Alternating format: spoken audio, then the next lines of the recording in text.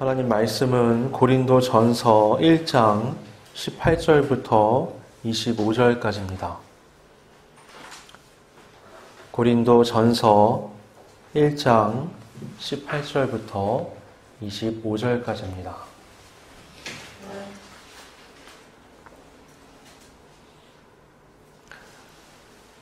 봉독하겠습니다.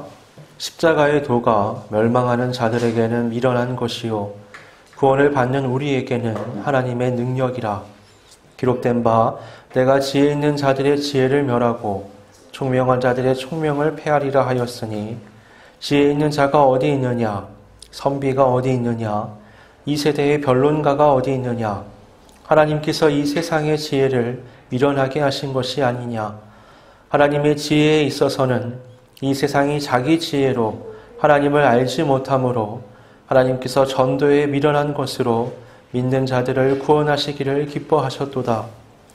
유대인은 표적을 구하고 헬라인은 지혜를 찾으나 우리는 십자가에 못 박힌 그리스도를 전하니 유대인에게는 거리끼는 것이요 이방인에게는 미련한 것이로되 오직 부르심을 받은 자들에게는 유대인이나 헬라인이나 그리스도는 하나님의 능력이요 하나님의 지혜니라.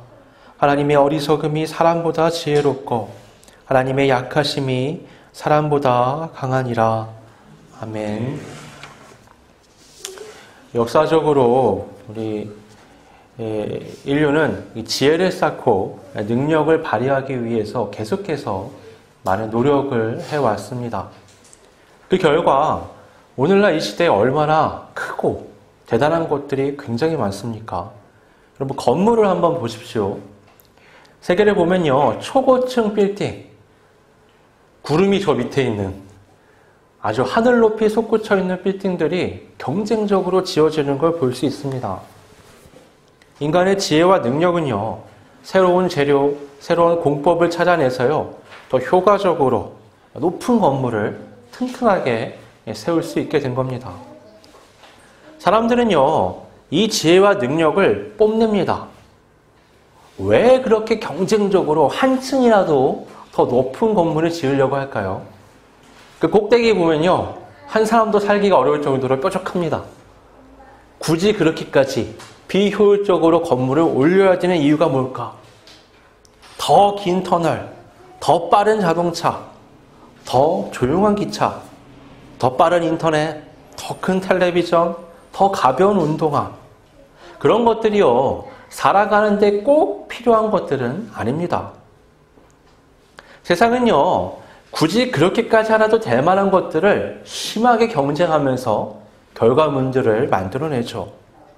그 이유는 누가 더 빨리, 누가 더 특별한 성과를 내는가가 한 사람과 또는 회사의 지혜와 능력을 나타내는 상징이기 때문입니다. 그러면 오늘날 이러한 경쟁이 가장 치열하게 일어나는 장은 어딜까요? 그리고 국가로 한번 제안해서 보면 미국이 가장 심각한 각초장이 아닐까 생각을 할 수 있습니다. 그럼 문화를 선도하는 건 유럽입니다. 유럽에서 패션이 나오고요, 문학이 나오고요, 새로운 기술들이 나옵니다. 그런데요, 그것들이 세계화를 이루기 위해서 반드시 통과해야 되는 나라가 미국입니다. 왜 그러냐? 미국은요, 세계에서 가장 다양한 인종으로 구성되어 있는 나라입니다. 다양한 인종, 다양한 문화, 다양한 언어가 그 안에 섞여 있습니다. 그렇기 때문에 미국에서 통한다라고 보면 그것은 세계에서 통한다라고 말할 수 있는 겁니다. 오늘 우리 읽은 성경 본문의 배경이 되는 고린도라는 도시가요, 미국과 굉장히 닮아 있습니다. 고린도는요, 항구 도시입니다. 그리고 굉장히 큰 도시예요. 여기는 헬라, 애굽, 시리아, 가나안, 아시아, 온 세계에서 온 배들이 통과하는 곳입니다. 그렇기 때문에 오늘날과 같은 글로벌 시대가 아니어도요, 이 고린도라는 도시는 마치 인종 전시장을 방불케 하는 만큼 다양한 사람들이 섞여 있었습니다. 이런 곳에는요, 아주 자연스럽게 다양한 철학과 종교가 뒤섞이고 충돌합니다. 이 과거, 아주 오랜 고대는요, 사람이 진행하는 속도가 느리기 때문에 자연스럽게 새로운 문화, 새로운 종교, 새로운 철학이 어떤 지역에 가서 영향을 끼치는 데 시간이 오래 걸립니다. 그런데 고린도는 예외입니다. 여기는 어마어마한 많은 사람들이 빠르게 왔다 갔다 하는 곳이기 때문에 이 도시는 철학, 문화, 종교가 아주 실시간으로 업데이트되는 곳이라고 우리가 볼 수 있습니다. 바로 이곳에 복음이 들어왔습니다. 매일같이 새로운 것들이 흘러 들어오는 이 도시에 바울이 전한 복음은 의외로 굉장히 심플한 거였습니다. 하나님께서 인류를 구원하시기 위해 그 아들 예수를 이 땅에 보내셨고 그분이 십자가에서 우리의 죄를 대속해 죽으셨다. 그리고 3일 만에 그가 죽음과 죄의 권세를 깨고 부활하셨다. 누구든지 그 예수의 이름을 믿는 자들은 하나님께서 구원하시며 하나님의 자녀가 될 수 있다. 아주 간단한 문장들이잖아요. 아주 심플한 이 복음을 바울이 전했습니다. 여러분 상상해 보십시오. 사방에 전쟁터같이 수많은 사람들의 생각이 쏟아져 들어오는 곳입니다. 수많은 지혜, 수많은 능력들이 쏟아지는 곳에서 무언가 그 사람들에게 어필하기 위해서는 뭔가 조금 더 한 끗 다른 색다른 무언가를 포장해서 복음을 전해야만 했지 않았을까요? 그러나 바울은 그렇게 하지 않았습니다. 왜냐하면 그가 로마서 1장 16절에 말씀하는 것처럼 복음은 모든 믿는 자에게 구원을 주시는 하나님의 능력이 있기 때문입니다. 우리가 크게 착각하는 것 중에 하나가 복음을 포장하고 세일즈해야 된다는 겁니다. 아주 탁월한 말솜씨, 시대를 관통하는 교훈적인 메시지, 코미디언 못지않은 웃음, 이런 것들로 포장된 설교, 웅장한 오케스트라를 방불케 하는 어떤 성가대, 편안한 시스템과 프로그램과 환경, 이런 것들로 눈이 확 떠지는 어떤 치유 집회, 은사 집회, 연예인들이 와서 간증하는 집회들을 통해서 사람들의 이목을 집중시키고 그들에게 뭔가 특별한 뭔가를 던져줘야 한다고 착각을 하는 겁니다. 오늘날 그렇게 많은 것들을 꾸미기 위해 노력하죠. 그런 관점에서 보면요, 아주 단순하게 복음을 전한 바울은 굉장히 허술하고 또는 미련한 사람인 것처럼 보이기도 합니다. 어떻게 그런 시대, 그런 도시에 그렇게 담백한 설교를 해서 사람들이 구원을 얻을 수 있겠는가? 그런 의문이 생겨나는 거죠. 그러나 이것은 우리의 큰 착각입니다. 여러분, 엘리야가 450명의 바알 선지자들과 싸웠던 장면을 기억하실 겁니다. 그때 대결은 그랬죠. 하루에 절반을 나눠서 먼저 바알 선지자들이 자기네 신을 찾아서 신이 불을 떨어뜨려서 제단을 태워버리면 그 바알 신이 참신이 되는 거고, 하나님이 불을 떨어뜨리셔서 태워버리시면 하나님이 참신이 되는 겁니다. 바알 선지자들이 그 신을 찾기 위해서 춤추고 노래하고 온갖 화려한 것들로 신을 불러보지만 아무런 응답이 없었습니다. 그때 엘리야가요, 이렇게 조롱합니다. 큰 소리로 부르라. 그는 신인즉 묵상하고 있는지, 혹은 그가 잠깐 나갔는지, 혹은 그가 길을 행하는지, 혹은 그가 잠이 들어서 깨워야 할 것이니라. 굉장히 역설적인 조롱이죠. 신은 전지전능해야 하는데, 그 신은 자고 있으면 깨워야지. 잠깐 어디 나갔는지, 귀가 잘 안 들리는지 모르니까 열심히 해보라는 겁니다. 쉽게 말해서 너희 신은 살아있는 신이 아니다라고 조롱하는 거죠. 이 소리를 들은 바알 선지자들이요, 나중에는 칼로, 창으로 자기 몸을 막 찌르고 그으면서 피를 흘리면서까지 바알 신을 찾았습니다. 그러나 아무런 역사도 일어나지 않았죠. 엘리야의 차례가 왔을 때요, 엘리야는 소리를 지르지도 춤을 추지도 노래를 부르지도 않았습니다. 그는 단순하게 이렇게 기도합니다. 하나님께서 하나님의 살아계심을 오늘 나타내 주시고 그것을 백성들이 보고 하나님께 돌아오게 해주십시오. 힘쓰지 않고 포장하지 않고 특별히 무언가를 감해하지 않았지만 그의 기도를 들으신 하나님은요, 불을 내려주셨고 제단만 사는 것이 아니라 그 제단에 가득 채웠던 물까지도 다 살라버렸습니다. 왜 바알 선지자들은 그 난리를 치고도 아무런 역사가 없었고 엘리야는 아주 짧고 담백한 기도만 했을 뿐인데 그렇게 놀라운 역사가 일어난 것일까요? 엘리야가 우리와는 급이 다른 어떤 선지자였기 때문입니까? 그렇지 않습니다. 바알이 사람이 만든, 실제로는 존재하지 않는 우상이었기 때문이고 하나님께서 살아계신 참신이기 때문에 그 같은 차이가 일어난 겁니다. 아무리 온갖 난리를 쳐도요, 거짓된 것들은 힘을 발휘하지 못합니다. 아무리 양념을 다 빼고 싱숭생숭한 것 같아도요, 진리는 살아서 꿈틀거리며 움직이기 마련입니다. 바울은 이 점을 잘 알고 있었습니다. 사람들의 지혜와 사람들의 능력이 넘쳐나는 이 도시에서 어떻게 복음을 전할 것인가? 그러니 이곳에 오기 전에 아테네라는 도시에서 복음을 전한 적이 있습니다. 아테네가 비슷한 도시예요. 거기는 철학이 굉장히 발달한 도시였는데 매일같이 새로운 가르침이 넘쳐나는 곳이었습니다. 거기서 바울이 이렇게 보면서 그들 헬라 철학의 어떤 수사법을 이용해서 그들이 아주 친숙하고 이해할 수 있는 방식으로 화려하게 복음을 전했습니다. 그런데 결과가 어떤지 아십니까? 그 아테네 사람들이 그 훌륭한 수사법을 이용한 바울의 설교를 듣고 그저 자기들이 듣는 하나의 가르침으로 여겼습니다. 이곳저곳을 다니면서 온갖 방법으로 복음을 전해봤던 그 바울은 이 고린도에 왔을 때 한 가지 결론을 내리게 된 겁니다.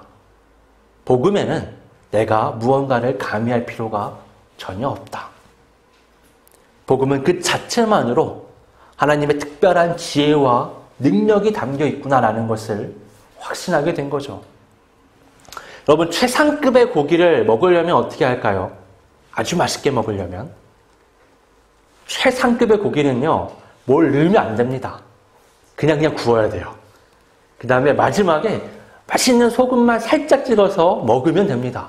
그래야 그 고기가 갖고 있는 그 최상급의 맛을 느낄 수 있는 거죠.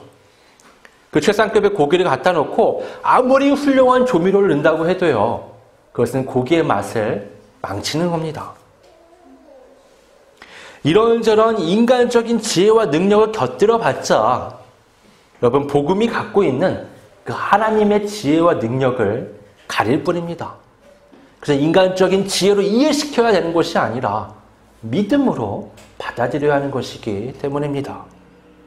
바울은 그래서 이곳 고린도에서 아주 담백하게 복음만을 전했습니다. 그리고 그 복음을 듣고 믿음으로 하나님의 지혜와 능력을 따라서 생겨난 공동체가 바로 고린도 교회입니다. 그런데 이 교회에 문제가 일어났습니다.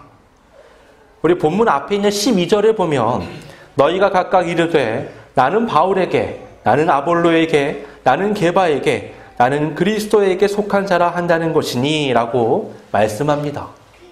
쉽게 말해서 교회 안에 바울파, 아볼로파, 게바파, 그리스도파가 생겨났다는 겁니다. 13절에 바울은 이렇게 말합니다. 그리스도께서 어찌 나뉘었느냐? 바울이 너희를 위하여 십자가에 못 박혔으며 바울의 이름으로 너희가 세례를 받았느냐? 파가 나눠지고 분쟁이 일어나는 그곳에 바울이 던진 메시지는 간단한 겁니다. 야, 너네들 예수 그리스도께서 십자가에 못 박히심으로 다 구원받았지 우리가. 그 이름으로 우리가 다 세례를 받았지. 근데 왜 너네는 나뉘어졌느냐? 이거를 역설적으로 강조하기 위해서 바울은 자기 이름을 넣습니다. 바울이 너네를 대신해서 십자가에 못 박혔느냐? 바울의 이름으로 너희가 세례를 받았느냐? 아니, 아볼로 이름을 해도 되잖아요. 근데 굳이 자기 이름을 가지고 비난하는 겁니다. 바울은요, 그리스도의 그 지혜와 능력을 회방하는 거라면 자기에게서 비롯되지 않았지만 자기 자신조차도 맹렬하게 그 이름을 비난하며 깎아내릴 수 있는 사람입니다. 바로 이어서 말씀합니다. 18절에 십자가의 도가 멸망하는 자들에게는 미련한 것이요 구원을 받는 우리에게는 하나님의 능력이라.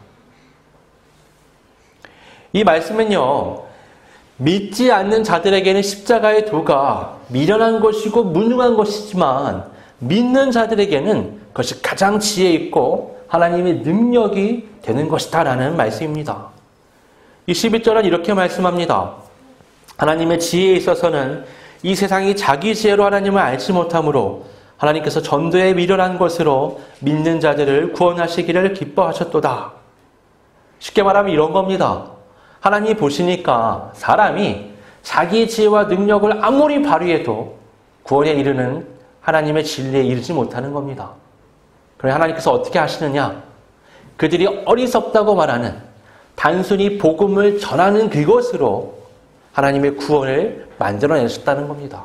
그것이 곧 하나님의 지혜라고 말씀하는 거죠. 22절, 23절에 유대인은 표적, 곧 능력의 나타남을 원하고 헬라인은 지혜를 찾으나 우리는 십자가에 못 박힌 그리스도를 전한다고 말씀합니다.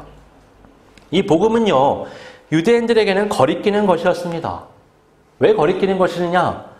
유대인들은요, 원수인 이방인 세력들인 로마를 무찌르고 이스라엘 나라를 다시 세우는 게 그들이 기대하는 메시아입니다.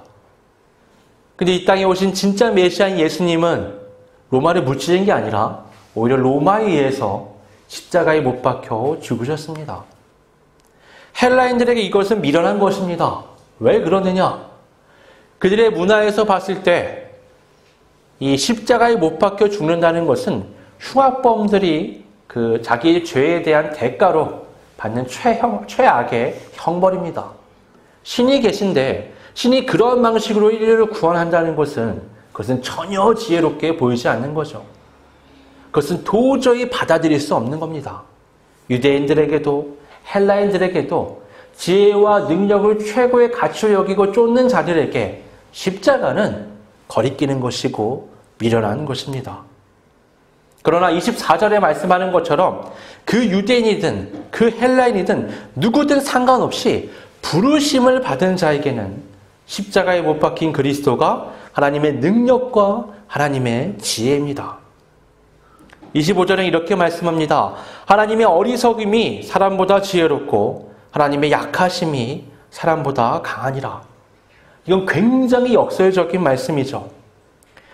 세상의 지혜가 어리석다고 말하는 그 복음이 사실은 하나님의 지혜가 담긴 것입니다. 세상의 능력이 무능하다고 말하는 그 복음이 사실은 하나님의 능력을 담고 있는 것이죠. 이것을 아주 인상적으로 표현하기 위해서 바울은 하나님의 어리석음이 사람보다 지혜롭고 하나님의 약하심이 사람보다 강하니라고 말씀했던 겁니다. 그럼 바울은 오늘 왜 바울파, 아볼로파, 게바파, 그리스도파로 나뉘어서 갈등하는 이 고린도 교회에 이 같은 메시지의 편지를 보냈던 걸까요? 그것은 그들이 복음의 담백함을 잃어버렸기 때문입니다. 복음 그 자체가 가져오는 하나님의 지혜와 능력을 통한 그 영양분을 상실했기 때문입니다. 그들은 그들의 도시의 그 문화에 영향을 깊게 받은 사람들이고 복음의 그 담백함을 잃어버렸을 때 그들은 복음에 인간적인 것들을 덧칠하기 시작했던 겁니다.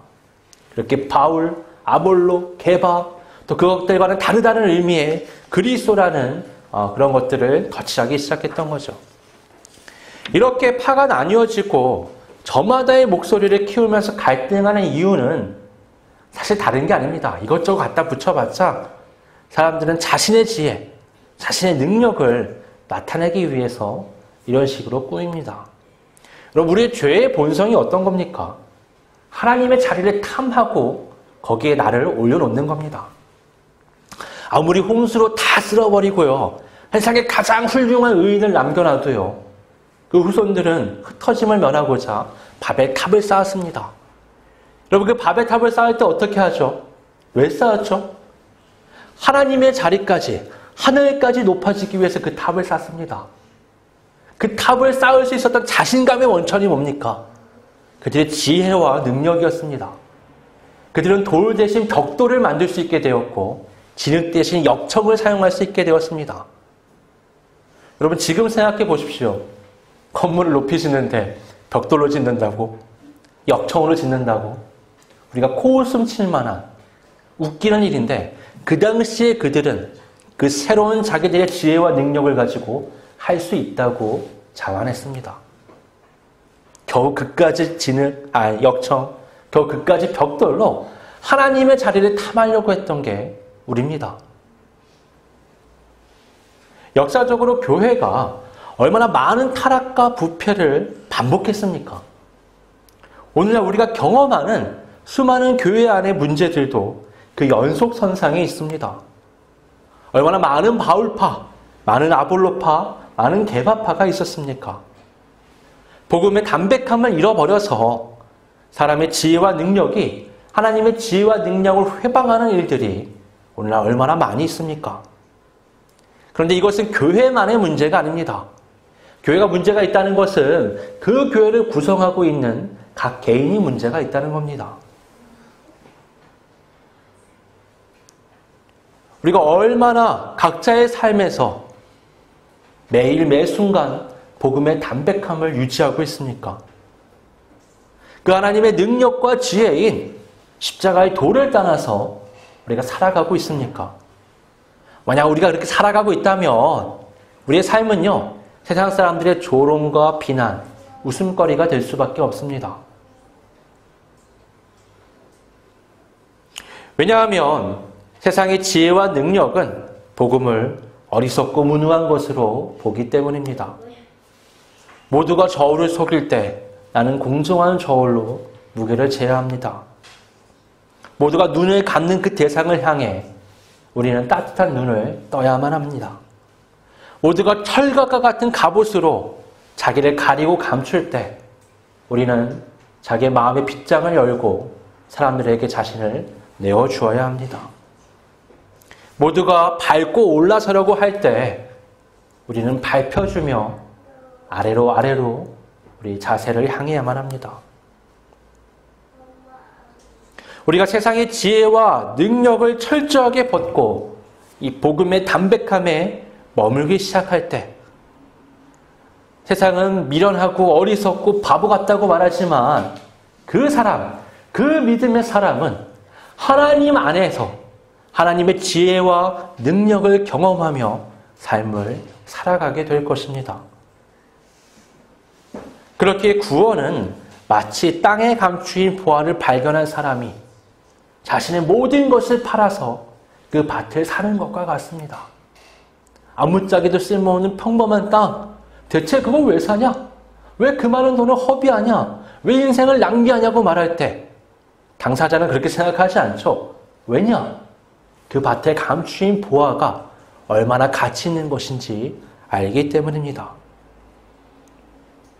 우리의 신앙의 순수성을 더럽히는 그 모든 인간적인 지혜와 능력이라고 생각하는 모든 욕망의 덩어리들을 다 벗어버리고 하나님께서 공급하시는 그 복음 안에서 하나님의 지혜와 능력으로 살아가는 우리 모두가 될 수 있기를 주님의 이름으로 축원합니다. 함께 기도하겠습니다. 사랑과 은혜가 풍성하신 아버지 하나님,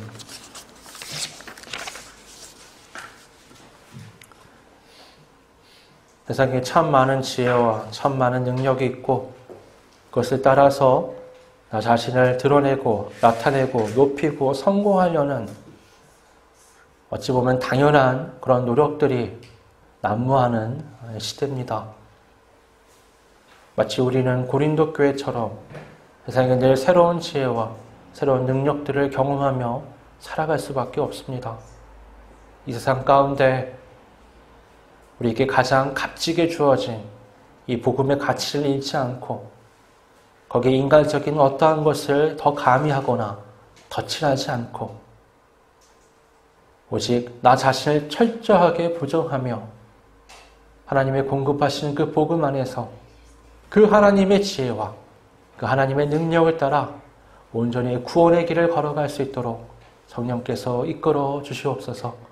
거룩하신 예수님의 이름으로 기도드립니다.